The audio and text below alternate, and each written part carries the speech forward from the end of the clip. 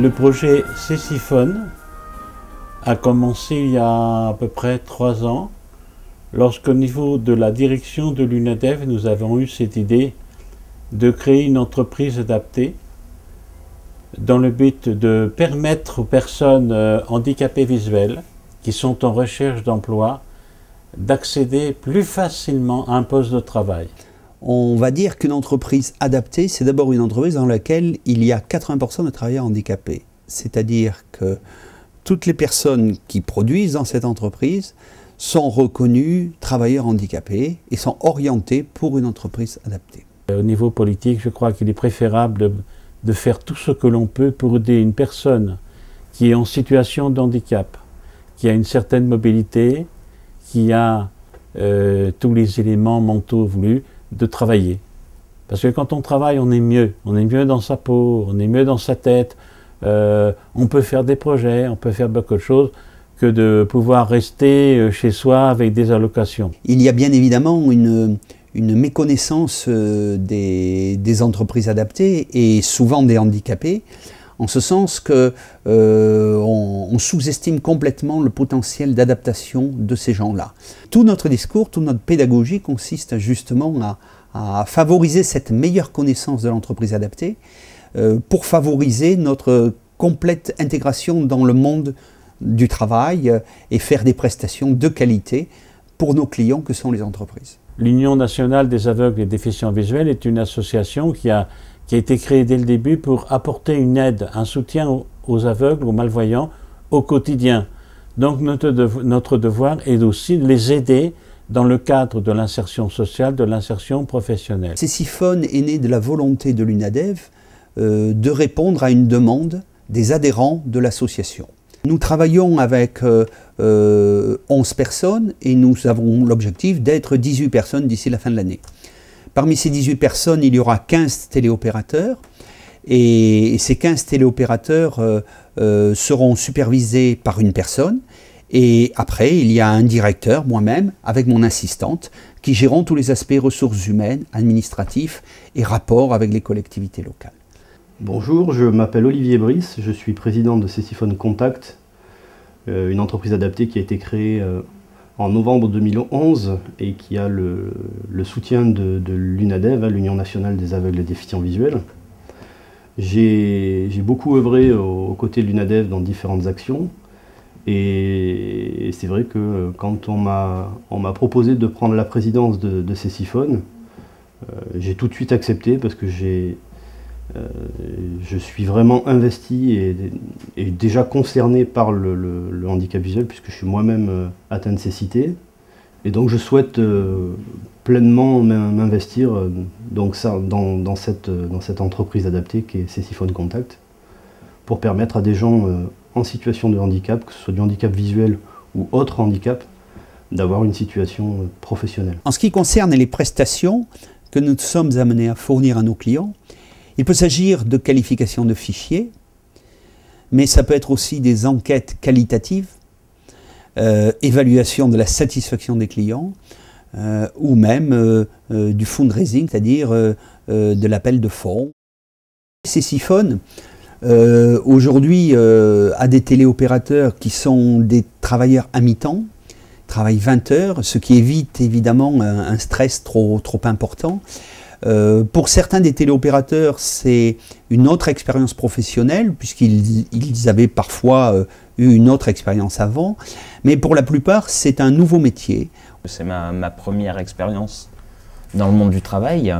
Depuis que j'ai achevé mes études il y a 2 ans, je n'avais occupé aucun poste de travail. Je n'avais ni eu ma chance, ni eu l'opportunité de pouvoir postuler à une embauche future.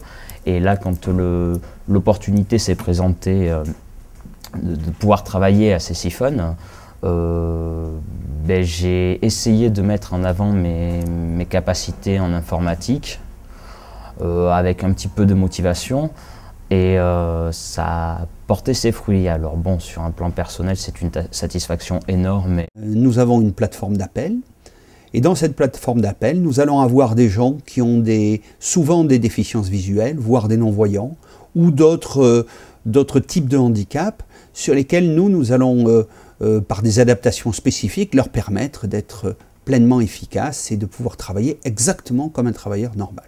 Il y a des gens qui vont avoir besoin plutôt d'un grossissement, des gens comme Nicolas qui vont avoir besoin de JAWS pour avoir une lecture de ces écrans. Donc voilà, moi je dois faire en sorte en fait que leur journée se passe le mieux possible de façon à ce que leur maladie ne s'aggrave pas à cause du travail. Césiphone pour l'instant au niveau des actions qu'ils nous proposent, c'est beaucoup moins stressant.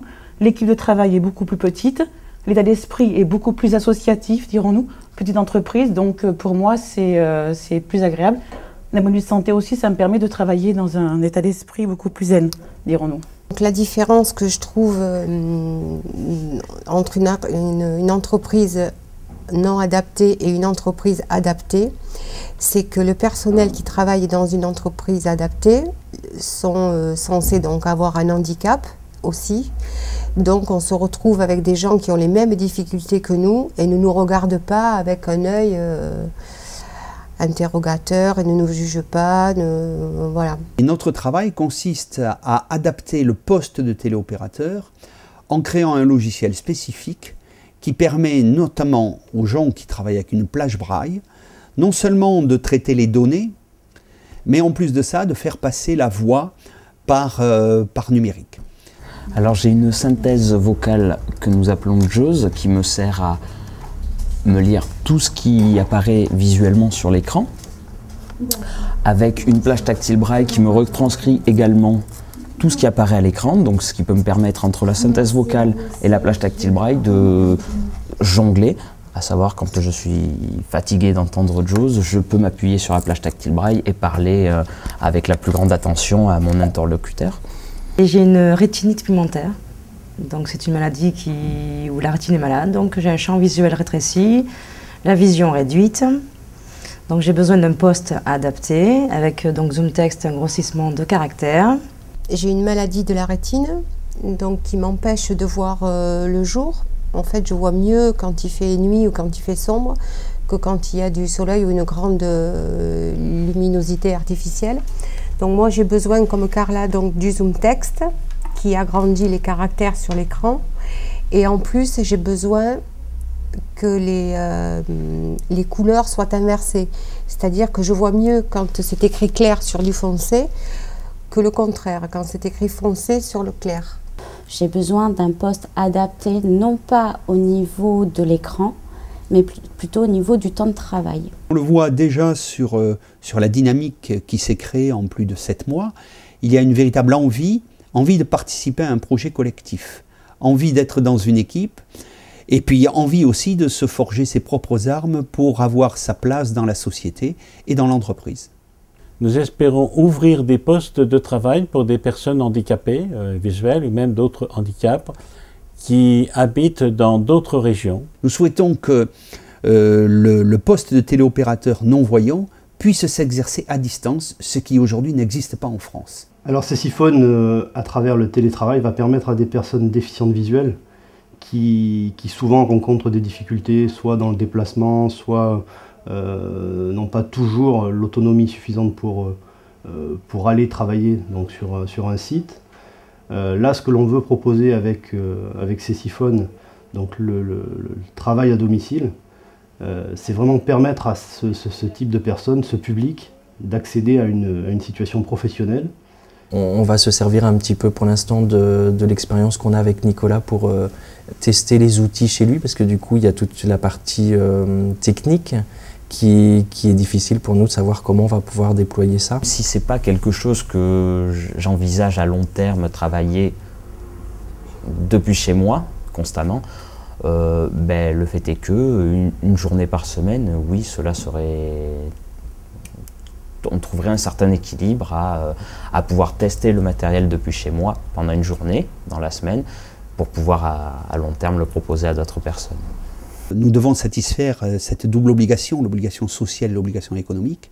Il s'agit pour nous dans cette première partie de lancement de l'entreprise, puisqu'elle n'a que 7 mois concrètement, c'est de créer un noyau dur, une enveloppe, un container, je dirais, dans lequel les futurs téléopérateurs et les futurs membres de Césiphone vont pouvoir en même temps retrouver cette énergie et cette dynamique que nous avons su créer, parce que le projet a été au début porté par une très belle philosophie de l'UNADEV, et c'est ça que nous essayons de transmettre maintenant aux futurs équipiers de l'entreprise. Je voudrais quand même terminer en remerciant particulièrement nos donateurs qui, grâce à leurs dons, ont permis et permettent à l'UNADEV de réaliser ces actions.